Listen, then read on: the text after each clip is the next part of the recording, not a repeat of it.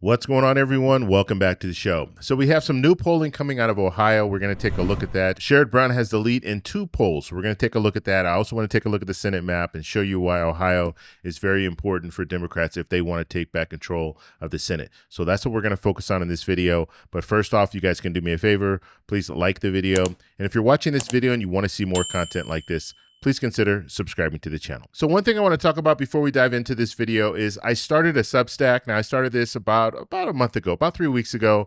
So go over to my Substack. It's free. I do have a paid version, but that we're going to get into that later as far as I'll do videos over there and stuff like that. But just go over, subscribe, because I'm going to start putting out more information on Substack, so more detailed information. And so if you guys are watching my videos and you want to see more details, maybe some of the information that I'm talking about on this channel, you're going to find it over there on Substack. So make sure you go over there and subscribe. It's free. So Sherrod Brown is tightening this race in Ohio. So that's why we're focusing on Ohio, because Ohio is very important. If Democrats want to take back control of the Senate, they're going to have to most likely go through Ohio. And so Sherrod Brown, he's a 3-term senator. Now, he did lose in 2024, but now he's running again, and he's running to fill J.D. Vance's seat. Now, Husted is the current senator. He's a Republican. He was appointed to that position, so he's never run for Senate before. And that's why some experts are looking at this race and saying Sherrod Brown has a real possibility of winning, because Sherrod Brown has been a senator before, and so he knows how to run a campaign and successfully win. And so let's take a look at some of the polling here, because this polling it should be concerning for Husted. And so Political Polls put this out. It says Brown at 47%, Husted at 45%, and they show Husted as the incumbent. Husted is the incumbent, but he was appointed to the position. And so the pollster was on message, and this is likely voters, and this was conducted on March 8th. Now, we have more information, so I'll show you that right now. And so Yahoo News also covered this, and so it was 600 likely voters. It was conducted between March 3rd and March 8th. So the 3/8 was between March 3rd and March 8th. I thought it was March 8th. And so here's the pollster again, on message public strategies for the Insurance Watchdog Coalition. And it found that Brown was at 47, Husted was at 45, with 8% undecided. And one more thing I want to focus on too, in this article, it talks about fundraising. So Brown is seeking political comeback after losing his reelection. Okay. He has raised more than $7.3 million in the final 3 months of 2025. Okay, and that so he has about $9.9 million on hand. Now, when you compare that to Husted raised $1.5 million during that same period, and he has a war chest of about $6 million. And so you see Sherrod Brown is able to raise the money. And that's what I'm talking about when it comes to having experience running for Senate in the past. He knows how to raise money. Whereas Husted, you see Husted is struggling to raise money, $1.5 million in that same time period. And overall, he has about $6 million. So Sherrod Brown does have more money than him. Now, that doesn't mean that Sherrod Brown is going to win because he's raised more money, but that just shows you that Sherrod Brown knows what he's doing when it comes to running for Senate. And a lot of times with money comes support. So that's something else that we should focus on. And then, of course, if you have more money, then you can do more things. You can get the word out a lot easier if you have more money. So it does benefit you in that aspect. Now, one more thing I want to take a look at is the generic ballot. So a generic ballot right now, and this is Real Clear Politics we're looking at, it's showing us that Democrats are at plus 4.7. So Republicans are at 43%, Democrats are at 47.7. So you see, Democrats have the advantage when it comes to the generic ballot. And if we take a look at some of the individual polls, you have the Economist YouGov. This was conducted between 3/6 and 3/9, 1,405 registered voters, Democrats at 45, Republicans at 42. That's Democrats plus 3. Then we look at Signal here, conducted between 3/3 and 3/4, 1,500 likely voters. You have Democrats at 49, Republicans at 45. The spread there is plus 4. And then we have this PBS poll. This was conducted between 3/2 and 3/4. 1,392 registered voters. Democrats at 53. Republicans at 44.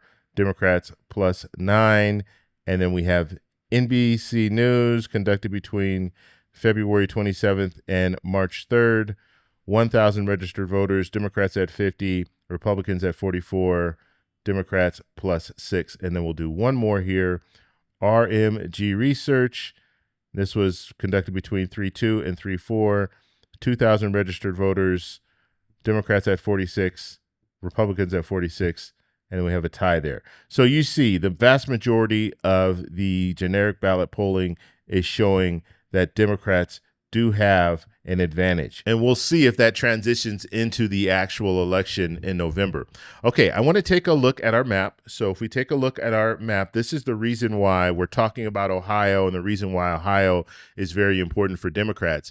And I say there are certain states that Democrats need to win in order to take back control of the Senate. I think Ohio is one of those states that's not a must win, but if Democrats can win in Ohio, that will give them a huge advantage. And I'll show you what I'm talking about here. So if we're looking at our map, and our current map would show us Democrats, Independents at 47, Republicans at 53. And we know Democrats need to hold several seats. So they need to hold Georgia. They need to hold Michigan. They need to hold New Hampshire. They need to win those states. That's the first thing they need to do is keep those states that they already have won. Now, when we look further into this, I think North Carolina is the best pickup for Democrats. So if they can flip North Carolina, that would be really good. If they can flip Maine, that would also be really good. And then if we move down to Alaska, if Democrats can win Alaska, this would put them on the pathway to taking back control of the Senate. Now we would look at Democrats at 50, Republicans at 50. The vice president comes in and breaks the tie, so Republicans would still have the majority. But then we have to look at one more state, and that's where Ohio comes into play. And usually when I'm going through the scenarios of how Democrats can take back control of the Senate, Ohio is always in there. And so if Democrats can win Ohio, that would push them over the top. Democrats and Independents at 51, Republicans at 49. Democrats have control of the Senate. And so that's what we could potentially see. And that's why Ohio is very important. And that's why Sherrod Brown running in Ohio is good news for Democrats, because you have someone who's won before.